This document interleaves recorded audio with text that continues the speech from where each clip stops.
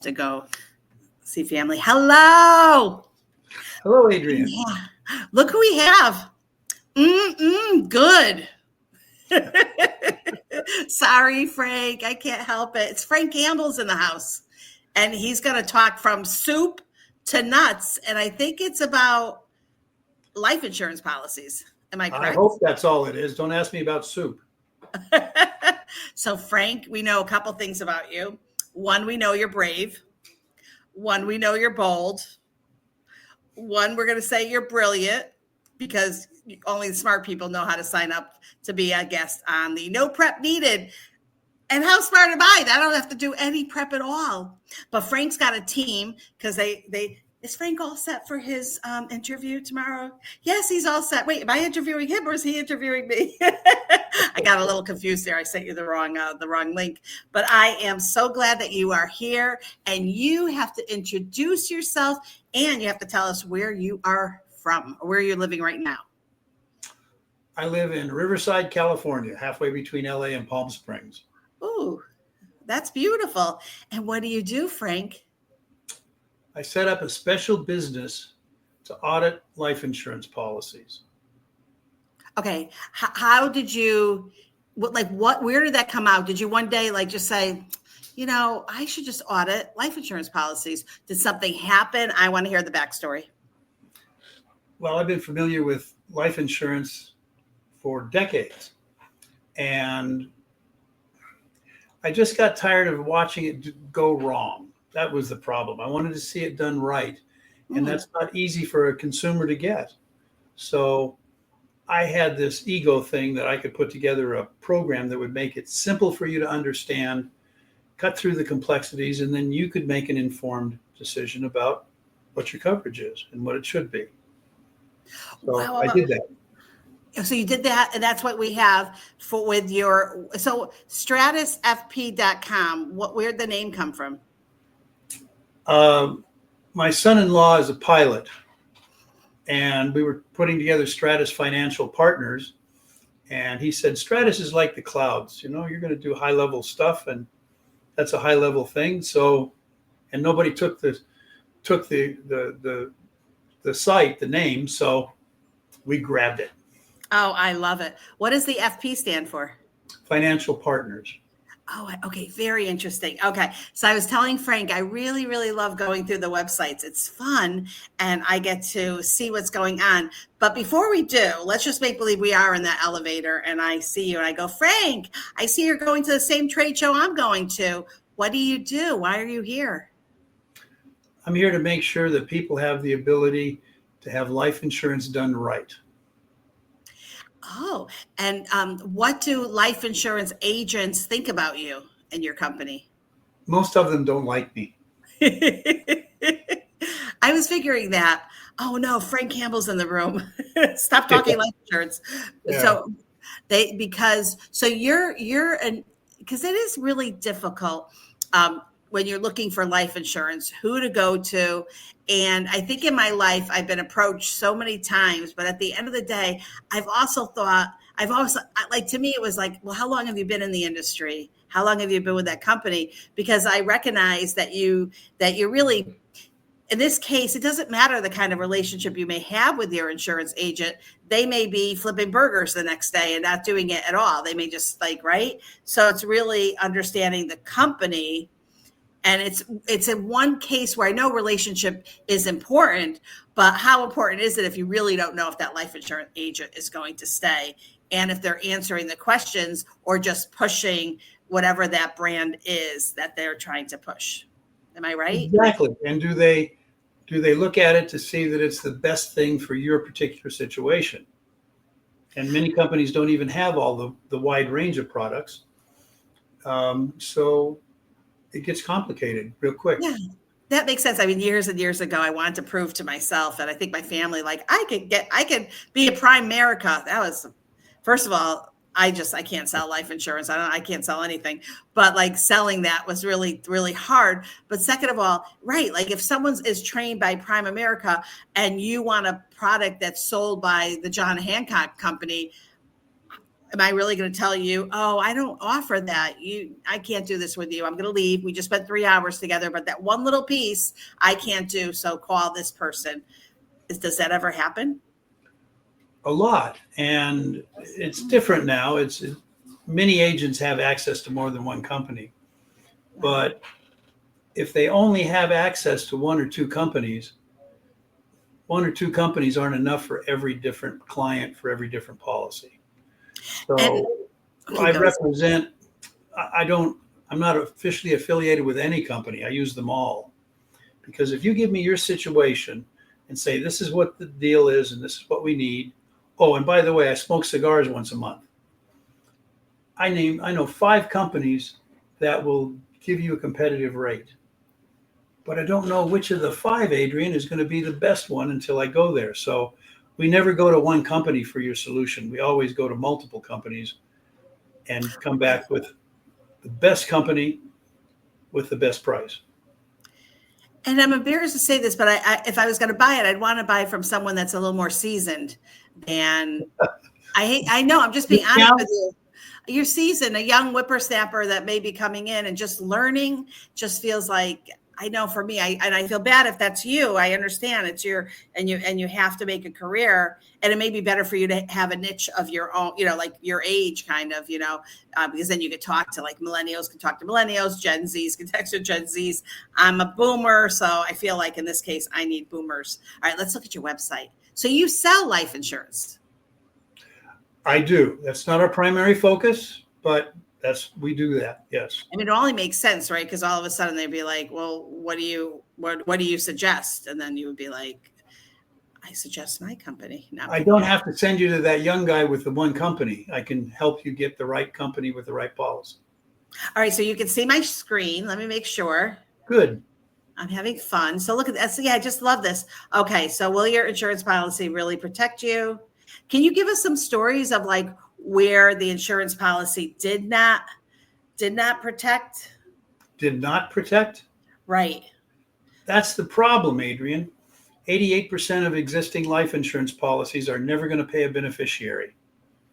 And I see them all the time where it's like the Titanic hit the iceberg, but it didn't have to. If you'd known exactly where you were headed, you could have changed course just 3 degrees to the left and completely missed the ice field and tied up in New York on time. And that's what I have happen all the time. People call me and say, hey, I just got this letter from the insurance company, and it says that my premiums are going up by 180%. Yeah, because you didn't look at it for the last 15 years, and they weren't real clear when they were explaining to you what was going on. And now the policy has gotten to the point where there's an iceberg in front of you. That's too late. It's really hard to save a policy like that. But typically 5 or 10 years before that, before you get to Iceland, you look at the policies now and then and make sure that it's still doing what you want and that there aren't any surprises. And then you bypass the iceberg, you tie up in New York on time, and the policy pays the beneficiary like you intended. So what are some of the things that happen? Well, the first problem is it's so complicated and it's difficult for somebody to understand it unless you're able to put it into English. What's this mean for you? The second thing that's wrong is that people don't know this. Life insurance policies years ago all had unconditional guarantees. You pay this premium and we will pay that death benefit, and that's the end of the story. But about 40 years ago, they started coming in with different types of policies that had conditional guarantees.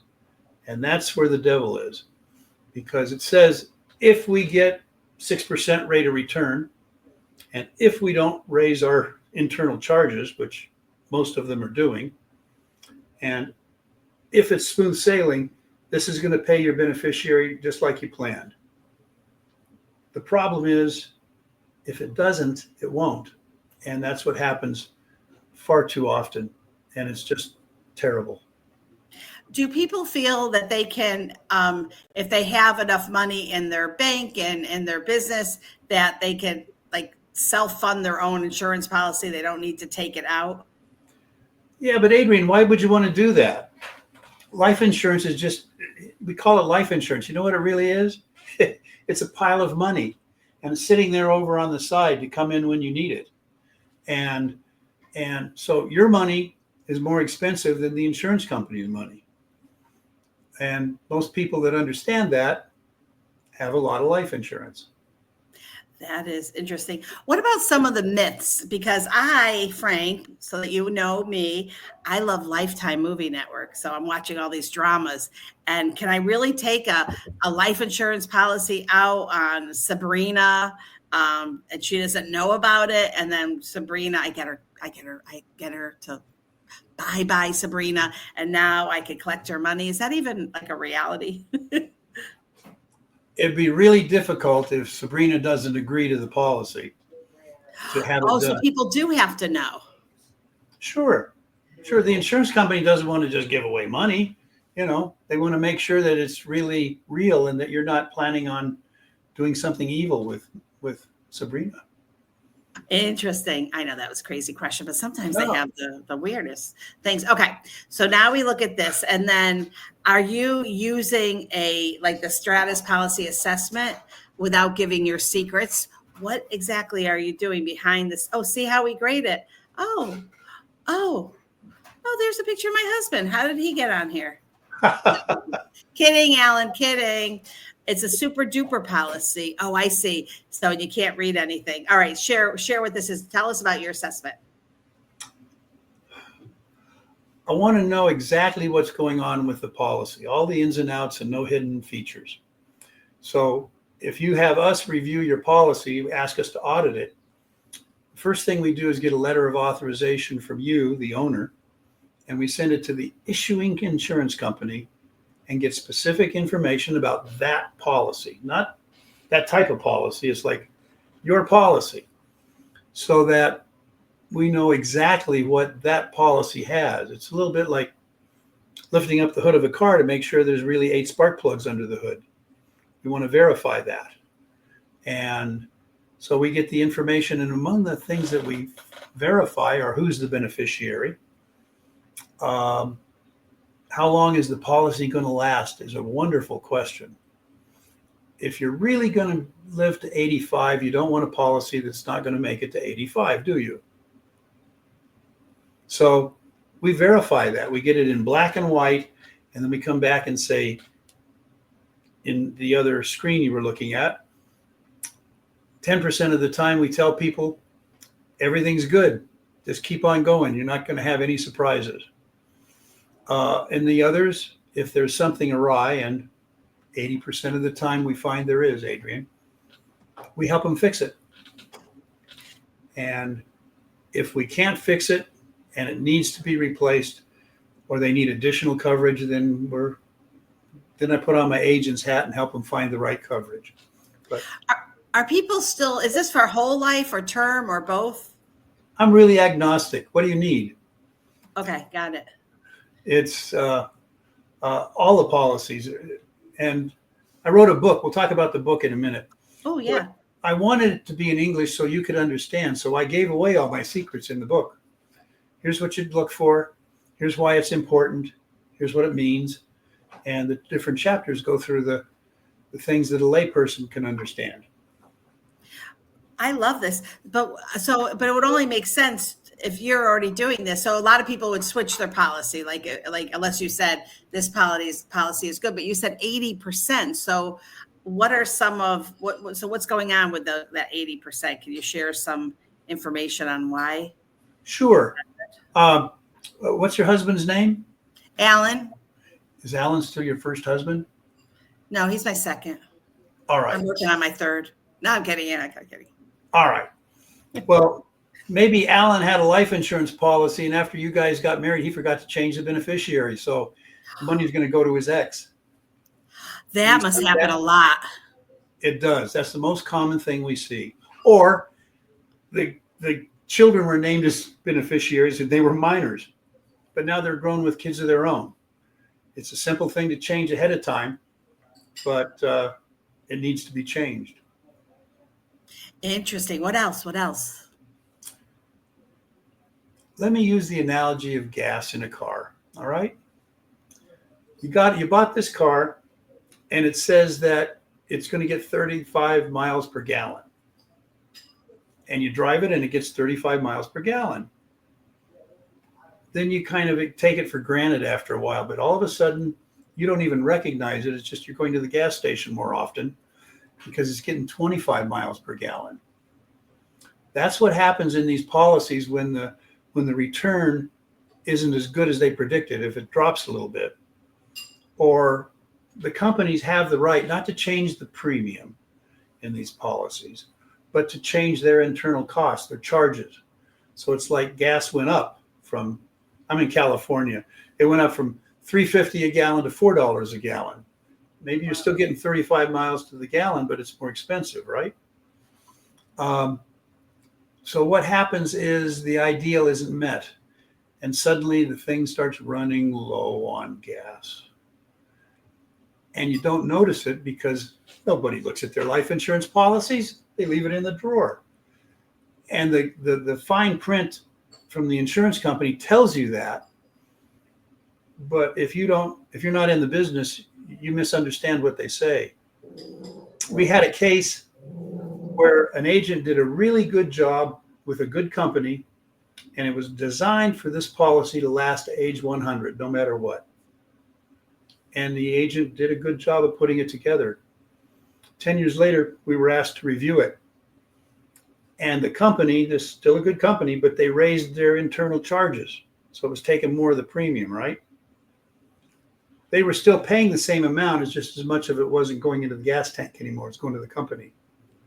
Long story short, had they not done that, it would have lasted to age 100. But once they did that, the most the policy could last to is age 85 without more gas. And when we reviewed it, the client was 78. 85 didn't seem that far off. Wait, and were they notified? They would have been if we'd not reviewed it. Because down the road, they would have said at age 82 or 83, hey, you're out of gas. And then it gets ugly. I don't like ugly, Adrian. So. Wow. Okay. What are some of the things that like, is it disasters? Is it, if you take your life, like what are some of the things that you would not receive a life insurance policy? Okay. The first one, in fact, I just did a blog on this. The first 2 years of a policy, the company has the right to, if you misstated something in the application, take back the premium. And take back the policy, okay? But let's say you've got I don't know, some disease. You got Lou Gehrig's disease, and you didn't tell them about it, and they didn't find out, and they issued the policy. They have 2 years to find out. After that, they're stuck with you. They can't go back and say you lied on the statute of limitations ran out, basically. Okay, so how are they vetting? Do they? Because I know that they'll send out someone to take your blood or whatever, you measure your blood pressure, look at everything. Are they reaching out to your doctor? What does that look like? All of that. But before I answer that, it's easy to avoid this. Just put everything down in the disclosures. Be honest. And then there's nothing for them to come back on, right? But now they've got all this AI. Man, technology is getting into underwriting of policies. Seriously? Wow. And I had a policy for a lady who was 55. She wanted $500,000. We found the right one. She paid the first premium. We submitted the application. The next day, they approved the policy without an exam, without a urine, without blood, without anything.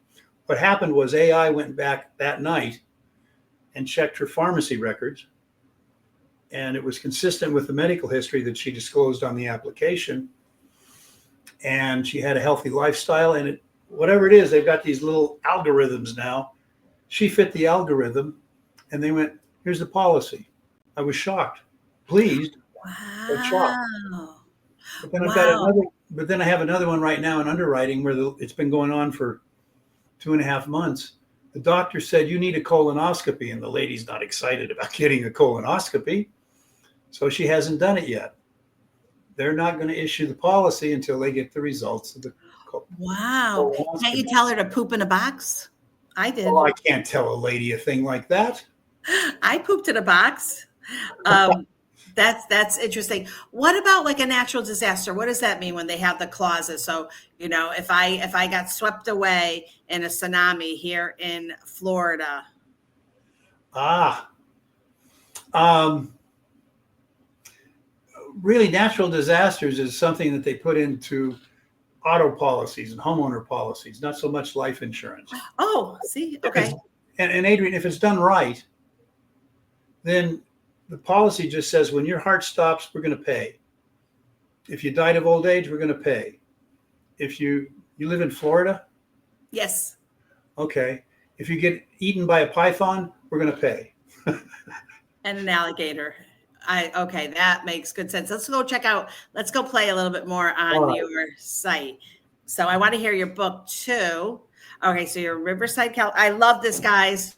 Love phone number right here. That's how you know. Oh, there's your LinkedIn. Oh, let's just look at your LinkedIn really quickly. Hold on. See, you got all this information on me. That's the way the insurance companies operate. They get all this information. Look at this. Wait, so let's just see. Are you on here? No. Are you on LinkedIn? I am. Oh, but you're not attached to your own company. It doesn't show that you are. Well, I have this wonderful tech guy, and he's got a separate page for Frank Campbell and a separate page for Stratus Financial Partners. You're on the company page.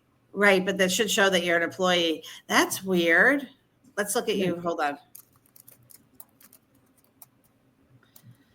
So you are a lot of Frank Campbells. There are. Hold on, Frank. All right, here you are, Dapper. Oh, I love this. I love this. May I just connect with you? Do you mind? Certainly. Okay, let's just do that. I'm not going to send you a message request. I'm just going to send without a note. You'll know who I am. I'm unprepared. Okay, but you are on here. And you're here. So why are you? Oh, maybe because we're not. I don't know, it's weird though. Weird, Frank. I don't know why that is. That seems really weird to me. Okay. It's just me because I love LinkedIn and I'm on LinkedIn and I teach LinkedIn and I'm like, why are you not? Okay, hold on. I'll show you something really fun though. Go back and tell right here. Oh, okay. Don't worry about it. Oh, are you? Oh, what, you were in Buffalo? You went to, I can't remember what the SU stands State University of New York at Buffalo. Were you born in Buffalo? Nope. I was fortunate enough to be a crew member on a submarine for 3 years. Oh, thank you. We surfaced outside San Juan, Puerto Rico, and went in, and I met this girl from someplace called Buffalo. Oh my God. I love that. Wait, why is your book here? I don't see your book. So tell me about your book. Is it on your website? Probably, but I'm not in control of finding it here for you. Are you expert? Do you do that a lot with expert witness? That's an increasing piece of my activity. Yes. Oh, now that's got to be exciting. It's really interesting. It's good. Wow. So look at this guy's life insurance, annuities. Okay. What are they the same thing? Annuity and annuities? Yes. I guess I can do one, I guess that means I could do one or many. It's so funny. My tagline was a second set of eyes for your business. It's so funny. I will catch everything else, but I'll never catch my own. Lapse. Okay. So when a lapse insurance, life settlement, renewal, conversion, estate planning, huge, disability, long-term care, bad faith. What is bad faith? Bad faith is where somebody says that that's going to get done when they know darn well it isn't, whether it's a company or an agent or whatever. Oh my gosh. Okay, so someone who hides the paperwork underneath in a drawer somewhere and never pulls it out. That's it. And just to keep saying, yeah, we're working on it. Oh, let me check. It's in process. Okay. Beneficiary, trust needs a capital there. What's STOLI? Stranger owned life insurance. Is that like what I was saying? Like when someone owns a life insurance policy on you? About 15, 20 years ago, that was a big deal for a while. You had an existing policy and you could sell it and buy another policy that was less expensive. Or companies decided it was a good investment. And so they said, here, you pay for this policy for 1 year and you'll have free insurance. And they didn't have a relationship with you or an insurable interest. Wow. But you signed because they were going to give you $6,000 to do it. And it was bad from the beginning, and companies didn't realize it right away. Now, I don't know anybody that can do that. So we drop the ST and we go to the TOLI. Yeah, that's trust-owned life insurance. Oh, okay. All right. Got that. So the policy's inside a trust for whomever the beneficiaries are of the trust. Oh, understanding. Standard of care. Is that almost like what do they call it with health? Well, standard of care means, are you getting the service and the information that you should be provided with, or are they hiding something? Okay, got it. So kind of goes with bad faith, standard of care. Okay. Yeah. Okay, I was thinking something completely different. Expiration, misrepresentation.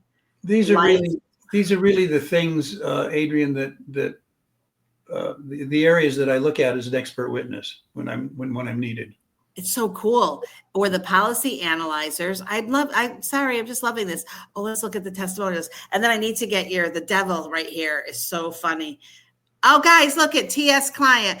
Frank is a phenomenal person who deeply cares about the clients he serves. I had the great pleasure of engaging him for my mother's life insurance. He did an excellent job with understanding my mother's needs and finding the best policy to meet her needs.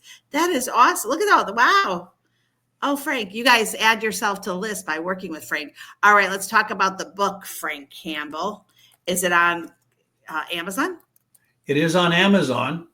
It's entitled How to Do a Proper Policy Review, No Beneficiary Left Behind. Oh, okay. And that's my way of putting it in English. That's Frank D. Campbell.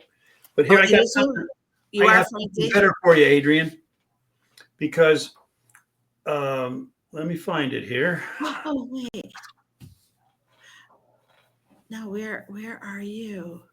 You're going to find, you're putting in the link? I wish I could. Let me find Frank D. Campbell. No, Frank M. Put in Frank M. Campbell. Maybe it'll pop up. Oh, Frank. Okay. Oh, Frank M. Campbell for good.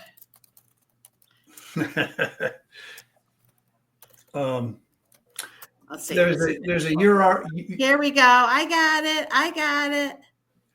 There you go. Okay. Beautiful. But if your listeners would like a free copy, they can go to our website and request it. It's stratusfp /free book. And I like that. Oh, okay. So just hold tight. Let me just take care of myself because I'm all that matters.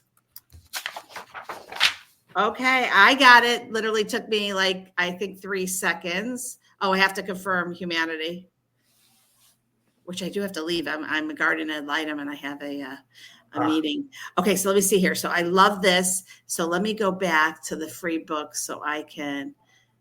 Okay, hold on. Let me go back here.